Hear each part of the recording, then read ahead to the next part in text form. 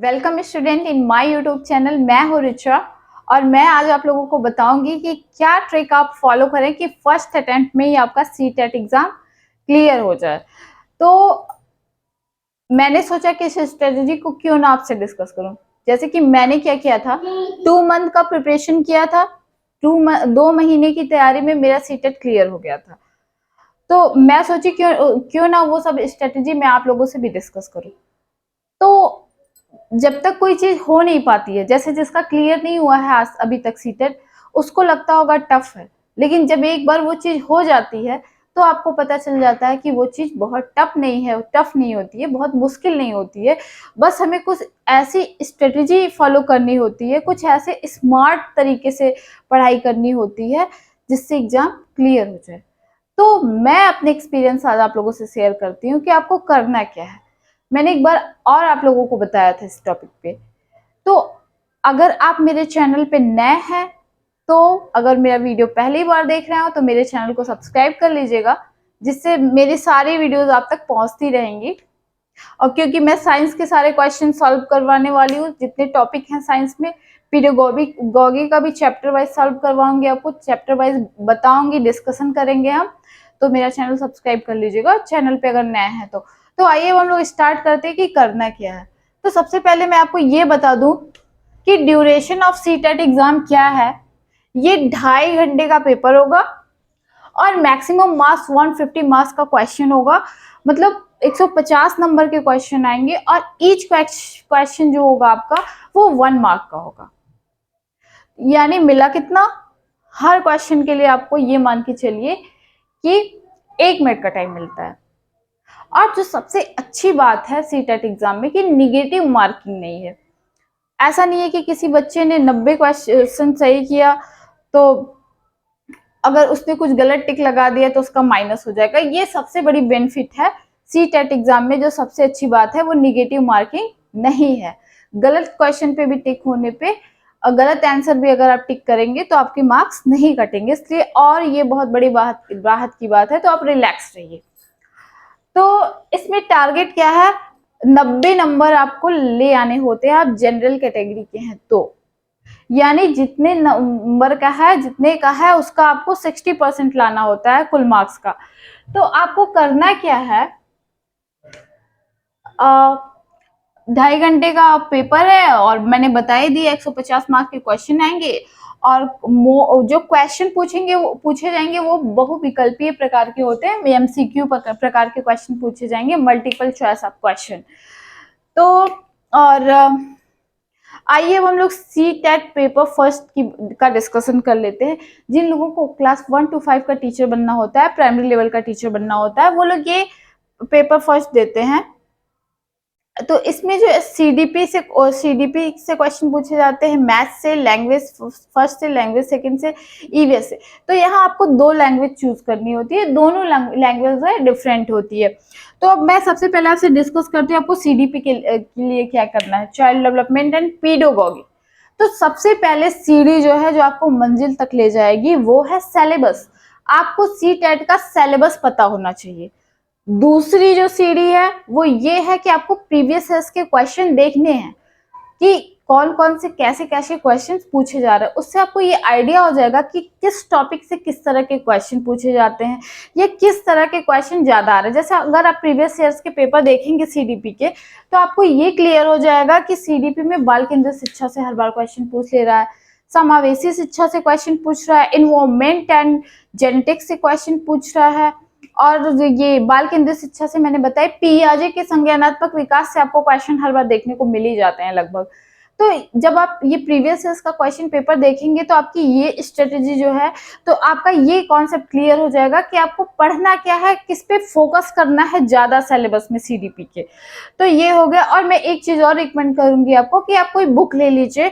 जैसे मार्केट्स में बुक आती हैं, जैसे अरिहंत की बुक आती है, आर गुप्ता की बुक आती है। तो मैं अरिहंत, जब मैंने प्रिपरेशन किया था तो मैंने अरिहंत की बुक लिया था। तो उससे ये होता है ना, आपको इधर उधर भटकना नहीं है। जैसे अगर आप बीएड की बुक पढ़, जो बीएड या बीटीसी में आपने बुक पढ़ लिए होंगे सब्जेक्ट्स के, उसमें काफी कुछ दिया रहता है, बहुत ज्यादा उसमें से दो। और ये जो बुक्स आती हैं जैसे अरिहंत की आ गई सीटेट की बुक, तो इसमें ये है कि जो सीटेट का सिलेबस है सिलेबस वाइज दिया रहेगा उसमें।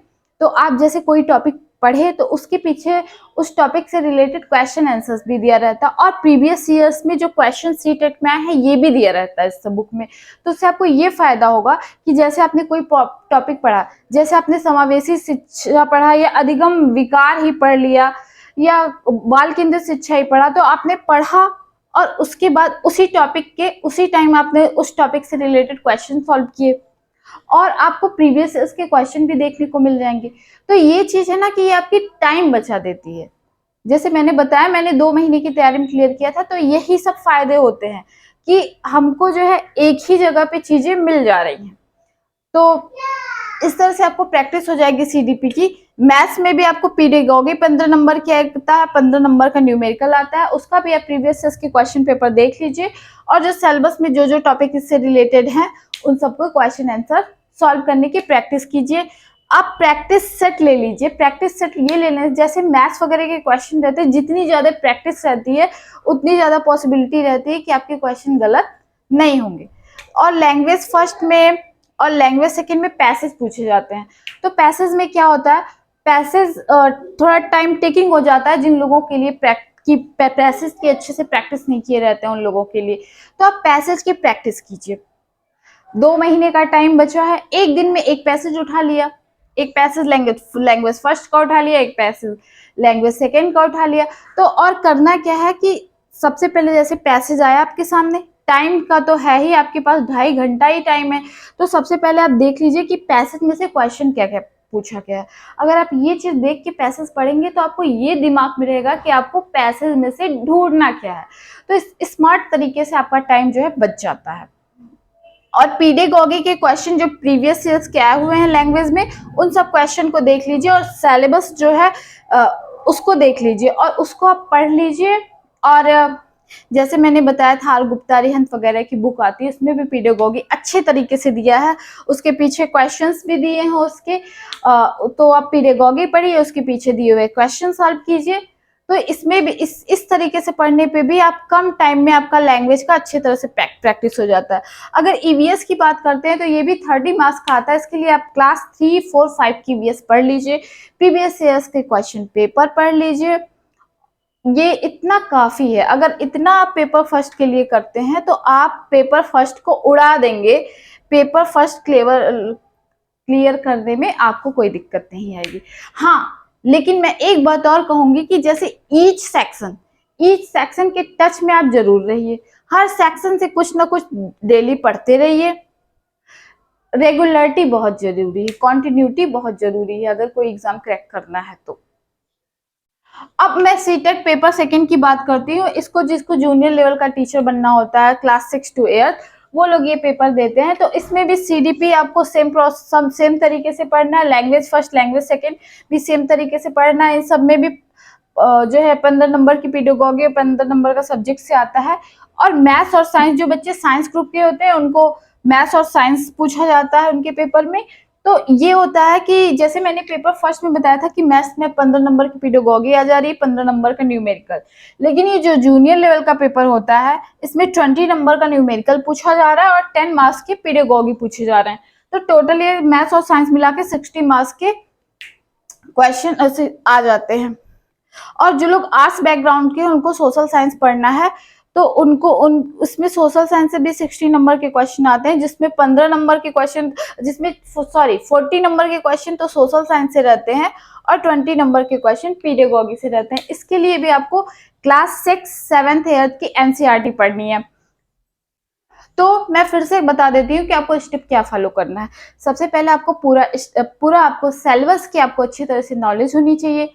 प्रीवियस ईयर्स के क्वेश्चन पेपर देख लीजिए, उन्हें सॉल्व कर लीजिए, देख लीजिए किस किस तरह के क्वेश्चन आ रहे हैं, और एनसीईआरटी पढ़ लीजिए। पढ़ाई में रेगुलरिटी रखिए, हर सेक्शन से कुछ ना कुछ टॉपिक रोज पढ़ते रहिए। सिर्फ पढ़ते ही नहीं रहिए, टॉपिक से रिलेटेड क्वेश्चन भी सॉल्व करते रहिए। और मैं रिकमेंड करती हूँ कि जैसे मैंने बुक का डिस्कशन किया, मार्केट में बुक अवेलेबल है, तो उसको लेने से आपको हर चीज एक जगह पे मिल जाती है, जिससे आपका टाइम बर्बाद होने से बच जाता है। तो ये काम कीजिए आप। और जैसे एग्जाम में अगर 10-15 दिन बाकी है तो आप डेली घड़ी लेके बैठिए और 2.5 घंटे में प्रीवियस ईयर्स के क्वेश्चन पेपर सॉल्व कीजिए, प्रैक्टिस सेट सॉल्व कीजिए। उससे आपको अपने टाइम का स्पीड का पता चल जाएगा और आप कहाँ गलती कर रहे हैं ये आइडिया हो जाएगा। तो वो गलती आप ज़्यादा पॉसिबिलिटी रहती है कि एग्जाम में आप नहीं दोहराएंगे। अगर आप इस तरीके से पढ़ते हैं तो सीटेट एग्जाम क्लियर करने से आपको कोई रोक नहीं सकता। लास्ट में मैं कहूँगी ऑल द बेस्ट। और अगर अभी तक आपने मेरा चैनल सब्सक्राइब ना किया हो तो चैनल को सब्सक्राइब कर दीजिएगा। वीडियो अच्छी लगी हो तो वीडियो को लाइक कीजिए और ज़्यादा से ज़्यादा शेयर कीजिए। Thank you.